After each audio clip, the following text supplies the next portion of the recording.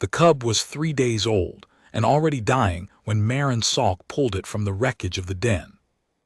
She had heard the rock slide from 6 kilometers out, a low grinding roar that shook the floor of the survey cabin and sent her coffee mug sliding off the edge of the desk.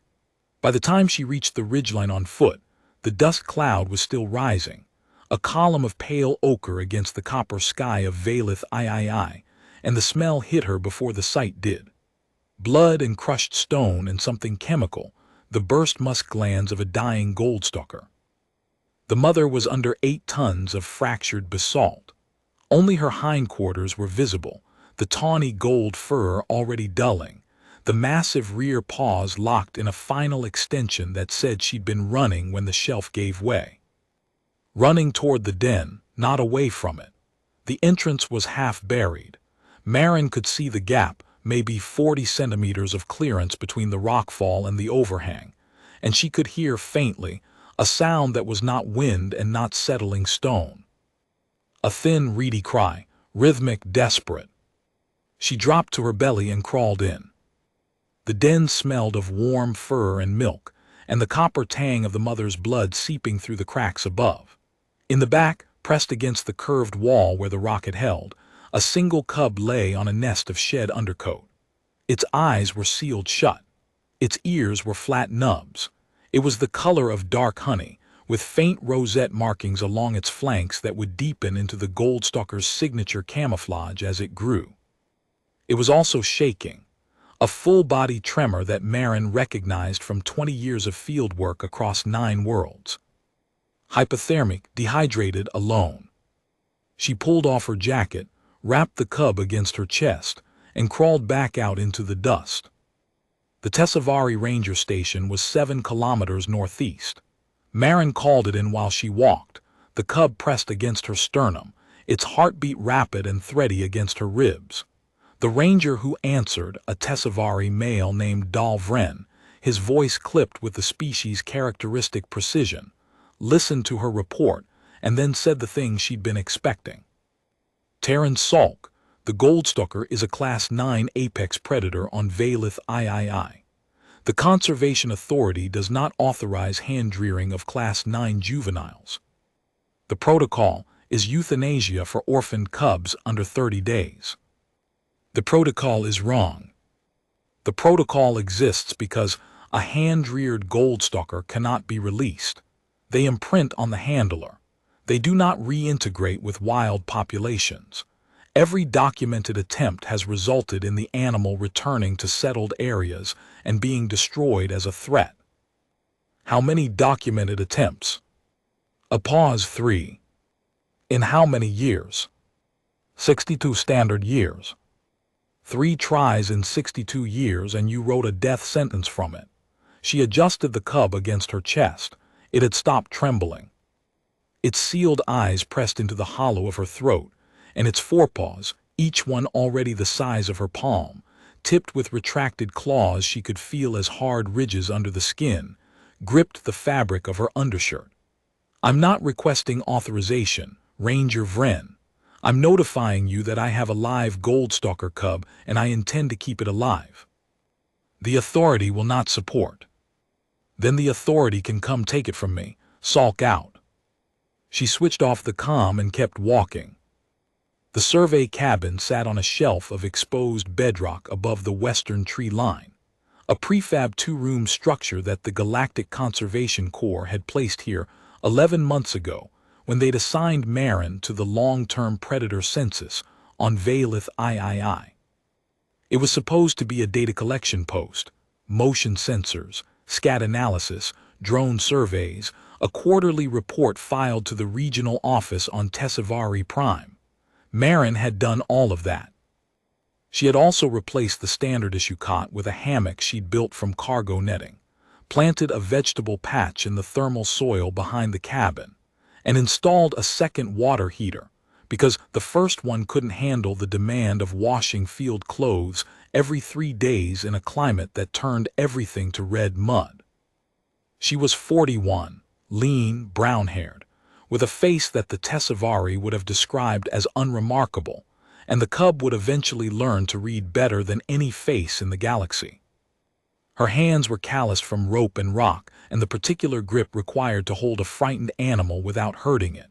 She had been doing this work since she was 22, first on Earth, then on Korath Station, then on 3 frontier worlds in the Outer Reach where the Conservation Corps sent people who were good at the job and bad at the politics.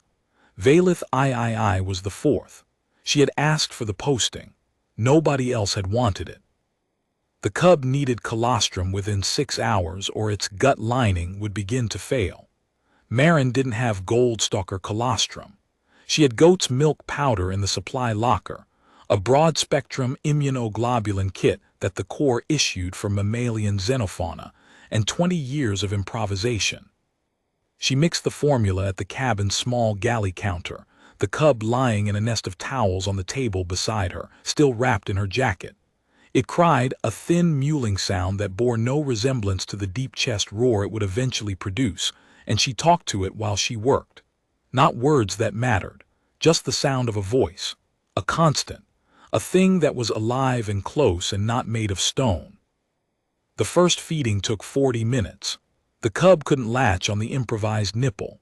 Marin dripped formula onto her fingertip and let the cub suck it off, drop by drop, until the trembling stopped and the breathing steadied, and the tiny forepaws relaxed against her wrist.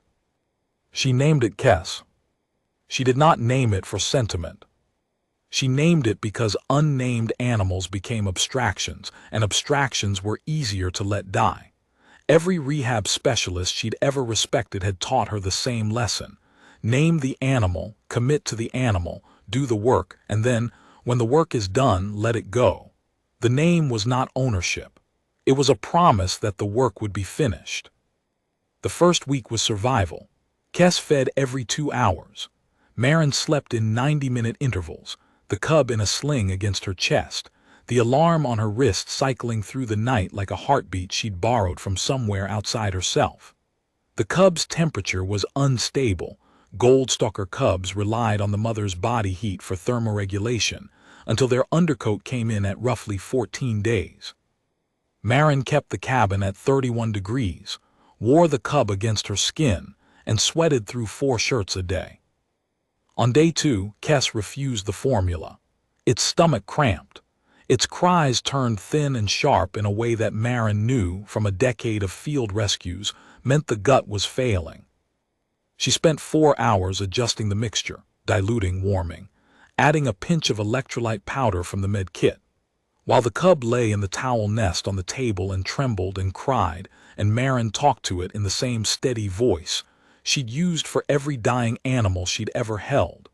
The voice that said, I am here, and I am not leaving, and you are going to be fine, even when she wasn't sure any of that was true. At 200 on the 3rd morning, Kess latched, properly.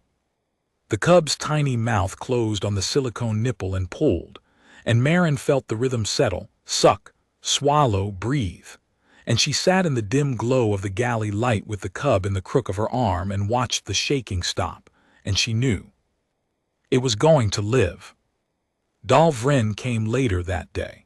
He stood in the doorway of the cabin with his arms folded, the Tessavari folding posture that meant formal disapproval, and watched Marin feed the cub on her lap.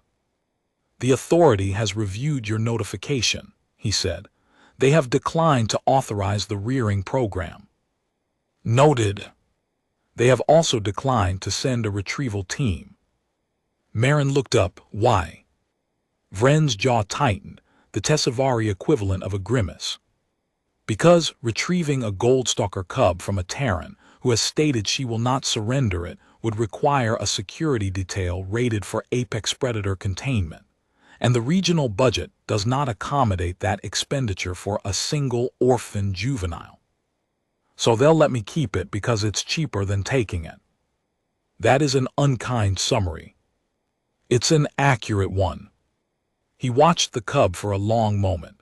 Kess had finished feeding and was asleep against Marin's thigh, one forepaw curled around her index finger, its sealed eyes pressed into the warmth of her leg. It weighed perhaps 4 kilograms. In 18 months, it would weigh 200. You understand, Vren said quietly, that if it imprints, it cannot be released. And if it cannot be released, the authority will order it destroyed. There is no facility on Valith III that can house an adult Goldstalker. It won't imprint. Every precedent says otherwise. Every precedent used containment pens and feeding schedules and zero field exposure. They raised zoo animals and then wondered why they couldn't survive in the wild. She adjusted Kess against her leg. I'm not raising a zoo animal, Vren. I'm raising a Goldstalker. He left without arguing further, but he paused at the edge of the clearing and looked back once, and the expression on his Riverstone face, the slight widening of the eyes, the involuntary tilt of the head, was not disapproval anymore. It was something closer to curiosity. Marin suspected he'd be back. Kess opened its eyes on day 9. They were amber, deep and luminous, with vertical pupils that contracted to slits in the cabin's artificial light and widened to full moons when Marin carried it outside at dusk. It tracked movement immediately. Marin's hand, the shadow of a passing survey drone, a stone cricket that landed on the cabin's windowsill and froze when the cub's gaze locked onto it. The cub did not move toward the cricket. It simply watched, with the absolute, unblinking focus of a brain that had been built, across 40 million years of evolutionary pressure on this world, for exactly one purpose. On day 12, a second comm call came from the authority, not Vren this time. A senior administrator named Kel Tassic, whose tone carried the particular weight of someone accustomed to being obeyed. Terran Salk, the authority has received reports that the Goldstalker juvenile is being housed inside a Class 3 survey structure without containment barriers, sedation protocols, or on-site veterinary oversight. This constitutes a violation of Tessavari Conservation Code section. The cub weighs 4.5 kilograms, Administrator. It can't open its own eyes all the way yet. The containment barrier is a towel. A pause, then. Nevertheless, the authority must insist. The authority can insist from Tessavari Prime. I'm on Valith III. The nearest veterinary facility is 1,100 kilometers southeast. If you'd like to send a vet, I'll put the coffee on. If you'd like to send a retrieval team, I'll remind you that the budget conversation already happened. The comm went silent. Marin waited. Then Tassic's voice came back, stripped of its administrative formality. You are aware that the last Terran who attempted to handrear a Class 9 predator on a frontier world was killed by the animal at 14 months. I'm aware. And you are not concerned. I'm aware and I'm concerned, and I'm doing it anyway. Those three things are not mutually exclusive. The call ended. Marin poured herself a cup of cold coffee and sat on the cabin floor next to Kess, who had slept through the entire conversation with one forepaw draped across Marin's boot. On day 14, the undercoat came in, a dense layer of pale gold beneath the darker guard hairs. Kess stopped needing the sling. It could thermoregulate. It could also walk in the staggering, paw-heavy way of all feline predators learning their own weight, and it followed Marin everywhere. From the cot to the galley, from the galley to the door, from the door to the edge of the porch, where it would sit and stare at the tree line with an intensity that Marin recognized. It was not looking at the trees. It was looking at what lived in them. She began carrying it on her field surveys at 3 weeks. The cub rode in a modified pack frame on her back, its head above her shoulder, its eyes scanning the canopy with a focus that no domestic animal she had ever worked with could match. When the wind shifted and brought the scent of something large moving through the understory, Kess would go still, not rigid, not frightened, but perfectly, absolutely still, the way a predator goes still when it is calculating distance and angle and the precise moment to move. Those moments scared the Tessavari Rangers more than the claws did. Vren, who accompanied Marin on the second survey walk, stopped mid-stride when Kess locked onto a scent trail and froze on Marin's back. It is calculating, Vren said. His four-fingered hands had closed into the Tessavari defensive posture, fists at the waist, weight on the rear foot. She's reading the wind. That is not what I mean. I have observed adult Goldstalkers in the census program for 9 years. When they lock onto prey, there is a brief stillness. This, he gestured at the cub, this is not brief. This is deliberate. This is an animal that is learning to think before it moves. That's because she's watching me think before I move. Vren stared at her. You believe the cub is modeling your behavior. I believe the cub is modeling everything. That's what predators do. They learn the patterns of every living thing around them. The difference is that most Goldstalker cubs learn from their mothers. This one is learning from me. And I need to make sure that what she learns from me is how to learn from the world, not how to depend on a person. That was the discipline the Tessavari did not understand. Affection and distance held in the same hand. Closeness that never became dependence. Every interaction calibrated to build the animal's confidence in itself, not its attachment to the handler. At 6 weeks, Kess weighed 12 kilograms and could jump from the cabin floor to the top of the supply locker in a single bound. Its rosette markings had deepened into the classic Goldstalker pattern, dark bronze rings on tawny gold, breaking the outline of its body into fragments of light and shadow. When it lay in the dappled shade beneath the cabin's overhang, it disappeared. Marin could be standing 2 meters away and not see it until it moved. She started the hunting lessons. This was the part that separated what Marin did from what the previous 3 attempts had done. Those programs had fed the cubs on schedule, kept them in enclosures, and released them at 12 months into territory they had never learned to read. Marin's approach was different.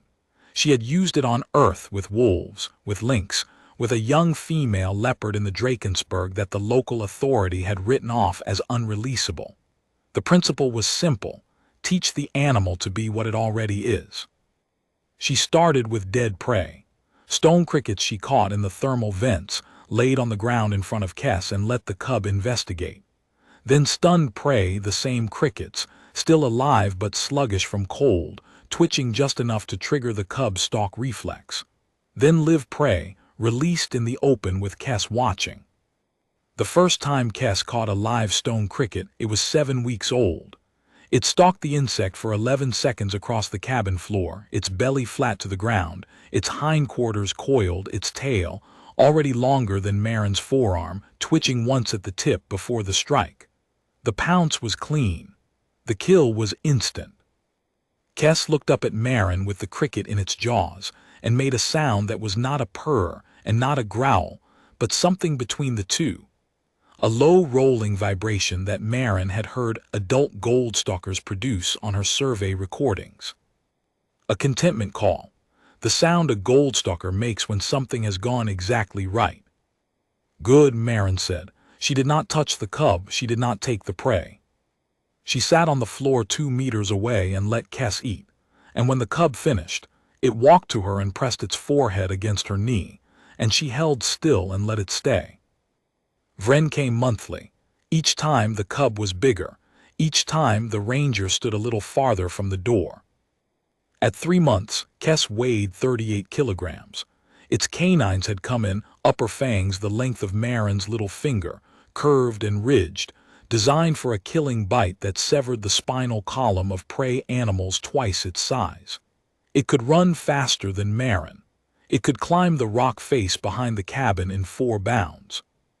And every evening, when the copper sun of Valeth III slid behind the western ridge, Kess would sit at the edge of the porch and stare at the wild country below with that perfect stillness that said everything about what it was and nothing about what it wanted. A supply runner from the regional office came at week 14 and refused to leave the shuttle. The pilot, a Tessavari female with cargo-handling scars on her hands and a no-nonsense bearing that Marin liked immediately, opened the ramp, saw Kess sitting at the base of the landing pad, and sealed it again. "That is a Goldstalker," the pilot said over the comm, her voice flat with the particular calm of someone who was not calm at all. "She's 4 months old. She is the size of your torso, and she is sitting between me and the cargo ramp." She's curious. She hasn't seen a shuttle in weeks. I am not unloading supplies past a Class 9 apex juvenile, Terran Salk. I have a family. Marin walked to the landing pad, called Kess with a low whistle, and walked with the Goldstalker to the edge of the clearing. Kess went willingly, her eyes tracking the shuttle with mild interest, her tail curled loosely, her gait unhurried. The pilot watched through the cockpit glass with her mouth open. "She is following you," the pilot said, as if describing a violation of physics. "She follows me most places. Without a lead, without a harness. Without a containment field. Without any of those things." The supplies were unloaded in 12 minutes. The pilot did not leave the ramp. When Marin signed the manifest pad, the pilot leaned in and said, very quietly, "My sister works at the Tessavari Predator Institute. She says what you are doing here is impossible. Tell your sister I said hello." Marin began the off-lead walks the same week. She took Kess into the deep timber, not on a leash, not in a harness, just the two of them, walking the game trails that the adult Goldstalkers used, Marin reading the sign, scat, claw marks on bark, tufts of shed fur caught on thorns, and Kess reading something deeper. The cub tracked sent the way Marin tracked data. It would stop mid-stride, lower its head, inhale for 3 full seconds, and then change direction with a certainty that Marin had learned to trust more than her own instruments. They found the first wild Goldstalker on the 6th walk. It was an adult female, 80 kilograms, battle-scarred, lying on a sun-warmed ledge above a dry creek bed with the casual authority of something that had never been challenged for this spot. Kess saw it before Marin did. The cub stopped 10 meters short, dropped to a crouch, and went still. Marin went still beside it. The adult lifted its head. Its eyes, the same deep amber, the same vertical pupils, found Kess first, then Marin, then Kess again. It held the gaze for what felt like a full minute. Then it lowered its head back to its paws and closed its eyes. Not a threat display, not submission, recognition. The adult had assessed the cub, assessed the human, and decided that neither was worth the energy of standing up. Kess did not approach. Marin did not prompt it. They stood in the dappled light of the canopy for 5 minutes, the adult sleeping on the ledge, the cub watching with an intensity that had nothing to do with fear and everything to do with the first draft of a map being drawn, territory, hierarchy, the shape of what a Goldstalker's life looked like without a cabin and a feeding schedule, and a human who talked to it while it ate. They walked home in silence. The second wild encounter was not as gentle. At 4.5 months on the 9th walk, they crossed into the territory of an adult male, a massive old Goldstalker that Marin had cataloged in the census data as Bull 12, estimated weight 160 kilograms, with a torn left ear and a network of scars across his muzzle that said he'd held this territory through years of challenges. Kess smelled him first. The cub stopped dead, her ears flattening, her shoulders dropping into the pre-charge crouch that Marin had only seen once before in the recordings of adult Goldstalker territorial confrontations. Every hair along her spine stood. A sound came from her chest, low and grinding, not the contentment call. Something older, something that said, "This is mine and you will not take it." The male appeared on the ridge above them. 160 kilograms of scarred, rangy muscle, standing on the skyline with the copper sun behind him, his amber eyes locked on the cub with the flat assessment of a bull deciding whether to charge. Marin did not run. She did not reach for the cub. She stood absolutely still, her breathing controlled, her hands at her sides, and she watched the equation play out the way she had watched it play out 100 times on a dozen worlds. 2 predators reading each other, each waiting for the other to make the first move. Kess held the crouch. The male held the ridge. 10 seconds, 20, 30. The forest was silent. Then Bull 12 turned his head away, not a retreat, a dismissal. The male equivalent of the adult female's head lower. "I see you. You are not worth my time. Carry on." He walked along the ridgeline and disappeared into the canopy without looking back. Kess's hackles lowered. The grinding sound faded.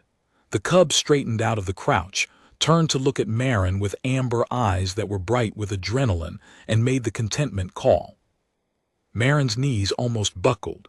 She sat down on a fallen log and breathed. At 5 months, Kess weighed 61 kilograms. Its shoulders were level with Marin's hip. Its paws were the size of dinner plates. The rosette pattern had matured into the full adult camouflage, bronze and gold and shadow, a coat that turned the animal into a piece of the forest floor even when it was standing in open ground. It could bring down a Valithian rock deer on its own. Marin had watched it happen, a clean stalk through 40 meters of timber, the cub's belly brushing the ground cover without disturbing a single frond, and then the explosive final rush. 4 bounds covering the distance in under 2 seconds, the killing bite precise and final. Kess had eaten alone, and afterward it had walked back to Marin and pressed its forehead against her thigh, and she had stood there with her hand hovering an inch above its skull, not touching, just present. The Conservation Authority sent an inspector. His name was Kel Tassic, the same administrator who had called at 12 days, now standing in person at the base of the porch steps with formal robes and a data tablet, and the particular expression of someone who has already written the report and is merely collecting the evidence to justify it. His shuttle had scattered the stone crickets in the thermal vents and made Kess flatten her ears and growl, a low, chest-deep sound that vibrated the floorboards. "Terran Salk," Tassic said, "I am here to conduct a welfare assessment of the Goldstalker juvenile designated specimen 7 Valith. Her name is Kess." "The specimen." "Her name is Kess, and she's behind you." Tassic turned. Kess was sitting at the foot of the steps, 3 meters from the inspector, her amber eyes level with his chest. She had come around the side of the cabin without making a sound. Her tail curled once slowly against the packed earth. The inspector did not move. His data tablet lowered to his side. His formal robes had begun to darken at the collar where the sweat was soaking through. "She's not going to hurt you," Marin said. "She's curious. You smell different from the rangers. The assessment requires. Walk with me, she'll follow at a distance, that's what she does." The assessment was supposed to take 2 hours. It took 6. Marin walked the inspector through the territory she and Kess had been covering, the game trails, the kill sites, the locations where Kess had encountered wild Goldstalkers, and how those encounters had gone. She showed him the data. Kess's hunting success rate 73% over the last 60 days, compared to 68% for wild juveniles of the same age. Her territory mapping, overlapping 3 adult female ranges without provoking a single territorial challenge. Her scent-marking behavior, consistent with wild juveniles establishing a preliminary range. Kess followed them the entire time, not beside Marin, not on the trail. In the canopy above and the brush alongside, a flicker of gold between the branches, the soft crunch of a paw on dry leaves, the occasional glimpse of amber eyes watching from a height that made the inspector grip his tablet with both hands. "She is tracking us," Tassic said, in a voice that had lost most of its formal register. "She's tracking you. She already knows where I am." "How?" "Because I've been the same thing in her world for 5 months. She doesn't need to track constants. You're a variable." The inspector was quiet for a long time after that. When they returned to the cabin, Kess was already on the porch. She had beaten them back by 10 minutes. She lay in the patch of amber light where the setting sun hit the boards, her forepaws crossed, her eyes half closed, and when Marin climbed the steps, the Goldstalker pressed the side of its massive skull against her calf without opening its eyes. Tassic watched from the bottom of the steps. His stylus was motionless. "Terran Salk," he said, "the authorities' position is that hand-reared Goldstalkers cannot be reintegrated into wild populations." "I know the authorities' position. My assessment, which I will file this evening, is that this specimen has already been reintegrated into a wild population while simultaneously maintaining a bond with its handler. I do not have a precedent for this. I do not have a protocol for this. He looked at Kes, then at Marin.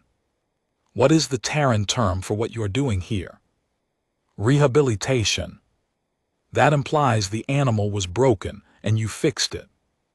No, it implies the animal was displaced and I gave it time to find its own way back. He closed his tablet.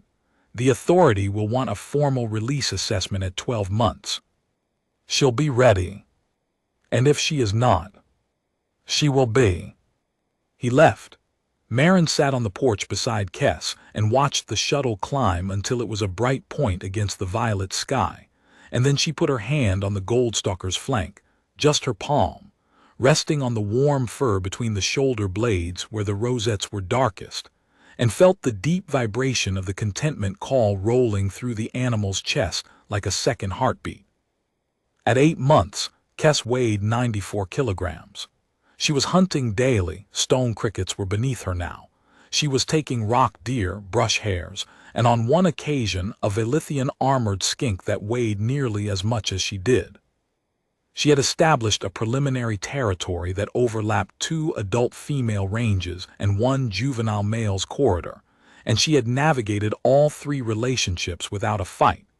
A feat that the census data said was unusual for Goldstalker juveniles, and unprecedented for a hand-reared animal. She slept on the porch most nights. Some nights she didn't come back until dawn, and Marin would find her in the morning lying in the shade of the water tank with blood on her muzzle, and the self-satisfied stillness of an animal that had eaten well and walked far, and needed nothing from anyone. Those mornings were the good ones. Those mornings meant the work was holding. The bad mornings were the ones when Kes came back early, before full dark, and curled up against the cabin door and pressed her spine against the wood and waited for Marin to open it. On those mornings, the Goldstalker's eyes were not calm. They were searching, scanning Marin's face with the same intensity she used to track prey, looking for something that the wild did not provide and the cabin did. Marin did not open the door on those mornings. She sat on the porch, 2 meters from the animal, and talked about the weather, about the sensor data, about the juvenile male whose territory was expanding and might push into Kes's corridor in the next month, about nothing, just the sound of a voice, constant, present, close, until the searching look faded and Kes's eyes went steady again, and the Goldstalker stood and stretched and walked down the steps into the tree line without looking back. That was the discipline. That was the cost. Every fiber of instinct telling Marin to open the door, to let the animal in, to keep it close. And every year of training telling her that the door stayed shut because the only version of love that would save this animal was the kind that ended with an empty porch. At 9 months, the juvenile male pushed into Kes's corridor. Marin was reviewing census data at the cabin when the motion sensors triggered 2 large contacts moving fast through the eastern timber, their tracks converging. She grabbed her optics and ran to the ridge. Below, in a clearing bisected by a dry creek, Kes stood broadside to a young male Goldstalker, perhaps 10 months old, a lean, rangy animal with pale, tawny fur and the aggressive posture of a juvenile testing boundaries. His ears were forward. His tail was rigid. His upper lip was pulled back to show the canines. Kes was larger. Her coat was deeper. Her stance was square and grounded, her weight centered, her amber eyes locked on the male with the flat, unhurried assessment that Marin had seen in the adult females. The look that said, "I know what you are, and I am not impressed." The male charged, 3 bounds covering the distance in a blur of pale gold.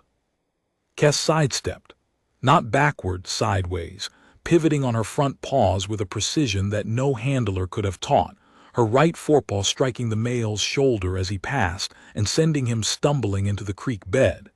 He came up snarling, dust on his flanks, and charged again. This time Kes met him, not with claws, not with the killing bite. With her shoulder, dropping her center of gravity, and driving into the male's chest with 212 kilograms of momentum, behind 54 kilograms of bone and muscle. The male went over backward. He landed on his spine in the creek gravel and lay there, panting, his amber eyes wide. Kes stood over him. She lowered her head until her muzzle was centimeters from his.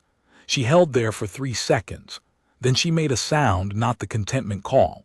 A shorter sound, sharp and clipped, like a single syllable spoken in a language Marin did not speak but understood perfectly. Done. The male rolled to his feet and retreated. He did not run. He walked slowly, with his tail low and his head angled away back toward his own corridor. Kes watched him go. When he was out of sight, she turned toward the ridge where Marin was crouching behind a boulder. The Goldstalker looked at her handler across 60 meters of open ground. She made the contentment call. Then she turned and walked into her own territory, and Marin sat behind the boulder and pressed her palms against the warm stone and let the shaking pass. The cub was not a cub anymore. Vren found her crying once. Day 206. He had come for the monthly check, walking up the trail in the early light, and found Marin sitting on the porch steps with her elbows on her knees and her face in her hands, and Kes, 94 kilograms of apex predator, sitting beside her with the Goldstalker's massive skull resting on Marin's boot. He did not comment. He set a thermos of Tesavari broth on the top step, and sat on the lower step and waited until Marin wiped her face and picked up the thermos and drank. The authority received Inspector Tassik's report, he said, eventually. And there was a debate, a considerable one. The senior conservators had not anticipated a positive assessment. Several of them questioned whether the inspector had been compromised. Compromised by what? By watching a Class 9 apex predator follow a Terran woman through the forest for 6 hours without attempting to eat either of them. He paused. The phrase used in the formal minutes was observer bias induced by unprecedented behavioral data. I believe the informal phrase was, "We don't have a box for this." Marin almost smiled. What's the ruling? The 12-month release assessment stands. If the Goldstalker demonstrates independent hunting, territorial establishment, and social integration with wild conspecifics at the time of assessment, the authority will reclassify the protocol. He turned to look at her. If she fails, Terran sulk, they will order her destroyed. She won't fail. You say that with considerable certainty for someone who was crying a moment ago. I wasn't crying because I think she'll fail. I was crying because I think she'll pass. Vren was quiet for a long time. Kes's tail moved once, a slow sweep across the boards. I do not pretend to understand the Terran relationship with predators, he said. On Tesavari Prime, apex predators are managed through exclusion zones. We build fences. You build this. He gestured at the cabin, the porch, the Goldstalker resting against Marin's leg. Whatever this is. It's temporary. Temporary does not usually involve tears. The good kind of temporary always does. Month 10. Kes weighed 112 kilograms. Her territory had consolidated 6 square kilometers of prime hunting ground anchored by 3 reliable water sources and 2 denning sites that she had excavated herself, widening natural rock overhangs into proper dens, with the patient, methodical digging behavior of an adult female preparing for eventual litters. She had been observed by the census drones interacting with 2 adult females in adjacent territories. No aggression, no submission. Parallel walking, the Goldstalker social behavior that indicated mutual recognition of territory boundaries without challenge. She was spending 3 nights out of 5 in the wild. The other 2, she came back to the cabin and slept on the porch, but the searching look was gone. When she came back now, she came back the way an adult animal returns to a familiar landmark, not because it needs it, but because it knows where it is. Marin began spacing the returns. She did it carefully, not by pushing the animal away but by making the cabin less necessary. She reduced the porch feedings to zero. Kess was hunting everything she ate. She stopped walking the game trails with the Goldstalker. Kess was walking them alone. She began leaving the cabin at odd hours, breaking the routine that Kess had mapped, making herself less predictable, less constant, less like the thing you come home to. It was the hardest work she had ever done, and she had pulled a leopard out of a poacher's snare on the Drakensberg and held it down with her bare hands while the vet cut the wire. Day 341. The release assessment team arrived. They came in 2 shuttles, 6 Tessavari conservators, 2 behavioral analysts, Inspector Tassic with his data tablet and a new set of formal robes, and Dal Vren, who had requested to be present in a capacity that the authority records listed as local liaison, and that Marin understood as something closer to witness. The assessment took 3 days. The team deployed sensor nets, reviewed 11 months of census data, analyzed Kess's hunting patterns and territory use and social encounters with wild Goldstalkers. They observed her from blinds, camouflage positions scattered through the forest from which the Tessavari analysts watched through long-range optics, while Kess moved through her territory with the fluid, unhurried authority of an animal that owned every shadow it walked through. On the 2nd day, one of the analysts made an error. He left his blind to reposition a sensor and walked into a clearing where Kess was resting after a kill. The Goldstalker rose. 112 kilograms of apex predator, standing in the dappled light with blood on her muzzle, and the remains of a rock deer behind her. Her amber eyes locked on the analyst with the flat, assessing gaze of something, deciding whether this was threat, competition, or irrelevance. The analyst froze. Marin, watching from the ridge above through her own optics, keyed the comm. "Don't run, don't make eye contact. Lower your chin and step back the way you came." The analyst obeyed. He stepped back.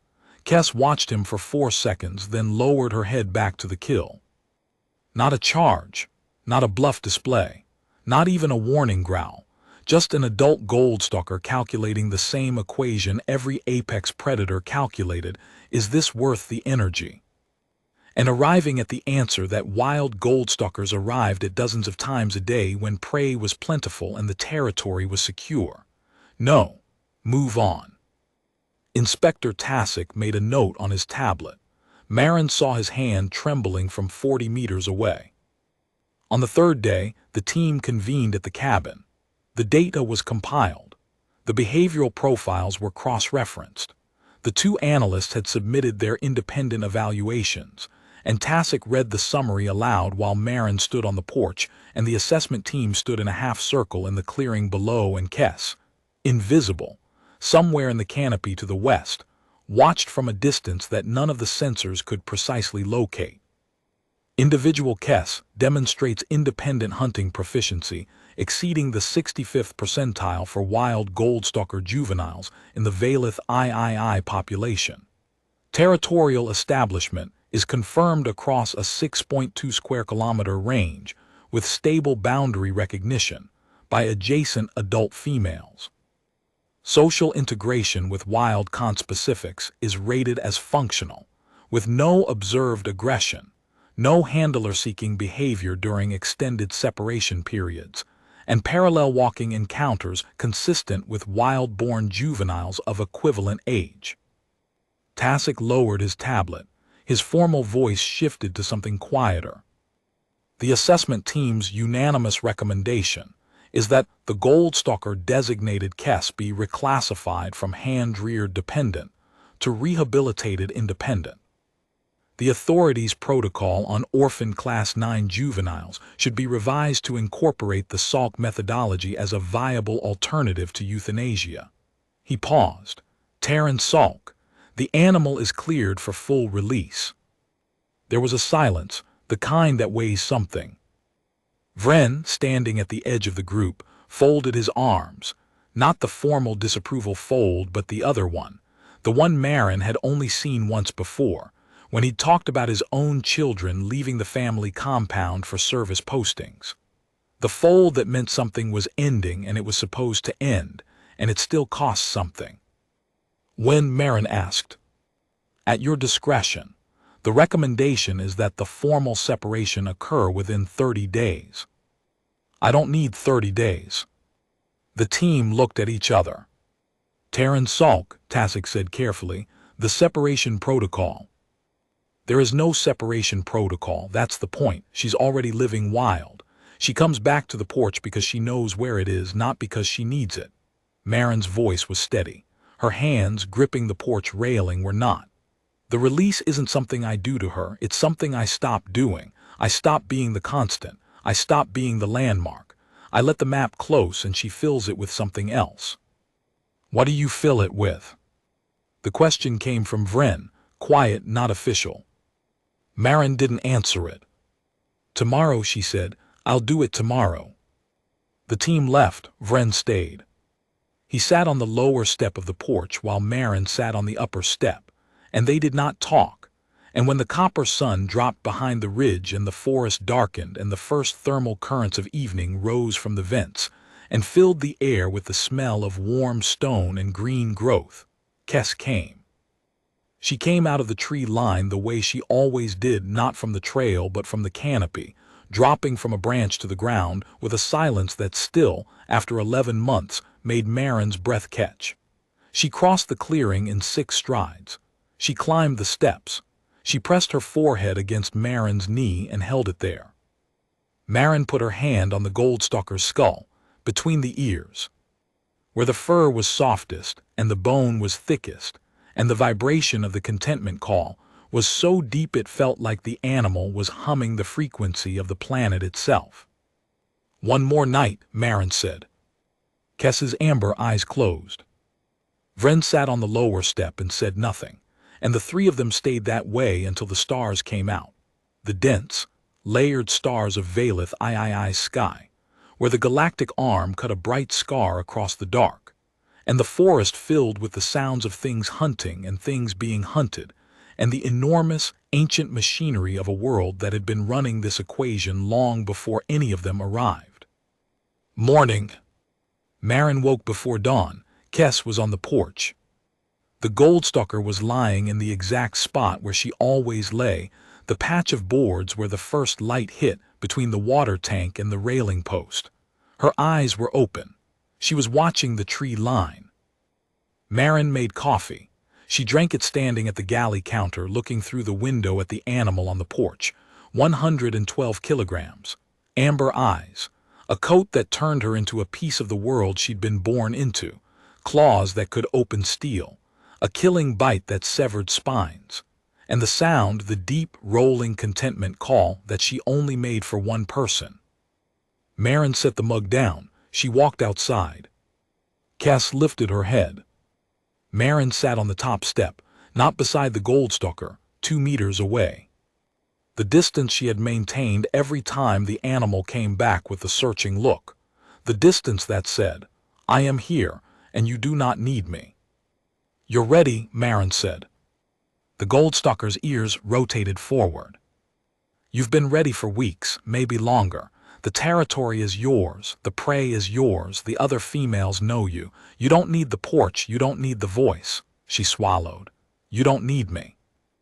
Kes stood, slowly, the way a Goldstalker stands when it is not alarmed, hindquarters first, then the forequarters lifting, the great head rising until the amber eyes were level with Marin's chest. The Goldstalker took 1 step toward her. Marin held up her hand, open palm, the gesture she had used 1,000 times to mean stop, wait, not yet. Let her go, she whispered. She was talking to herself. Kes held the gaze. 3 seconds, 5, 7. The amber eyes, deep and steady and utterly, completely wild, read Marin's face the way they had read it since the day they opened in a den full of dust and blood. And whatever the Goldstalker saw there, whatever equation it ran, whatever instinct fired in the deep architecture of a brain built for hunting and territory and the ancient calculus of survival, it arrived at an answer. The Goldstalker turned. It walked down the steps, across the clearing, into the tree line, not running, not hesitating, just walking the way an apex predator walks when it knows exactly where it is going and has decided to go there. Maren did not move. She sat on the top step with her hands still raised and her palms still open, and the early light turning the boards beneath her gold. And she watched the forest swallow the Goldstalker one piece at a time, the tail, the haunches, the rosette-patterned shoulders, the great head, until there was nothing left but the trees and the sound of the thermal vents and the silence where the contentment call had been. Vren was standing at the base of the trail. He had been there since before dawn. He had watched the whole thing. He climbed the steps and sat where Kess had lain. The boards were still warm. "The Savannah recognizes its own," he said quietly. "That is what we say on Tessavari Prime when something wild returns to the place it belongs."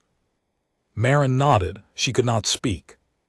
"My report to the authority will state that the Salk methodology produced a full and successful reintegration of a hand-reared Class 9 apex predator, the first in recorded history on Valith III. The euthanasia protocol for orphaned Goldstalker cubs will be suspended pending review."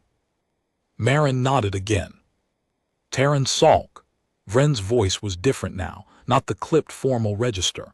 Something warmer, something that his species reserved for the kind of admission that costs something to make. "When you told the inspector that rehabilitation means giving the animal time to find its own way back, I did not understand it then. I understand it now. You did not fix this animal. You carried it until it could carry itself, and then you set it down. That's the job." "No. That is the part of the job that most people cannot do. The fixing is easy. The letting go," he paused. "On Tessavari Prime we have a phrase, willing surrender. It describes the act of giving up something valuable not because you were forced to, but because keeping it would diminish it." "Willing surrender," Maren repeated. "It is not used often. It is considered one of the more painful virtues." Maren looked at the tree line. Somewhere out there, 6 square kilometers of prime territory, 3 water sources, 2 denning sites, the overlapping ranges of adult females who had already accepted her presence, a Goldstalker was walking.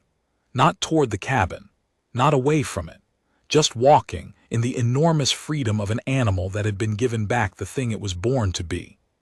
"She'll have cubs of her own," Maren said. "In 2, maybe 3 years.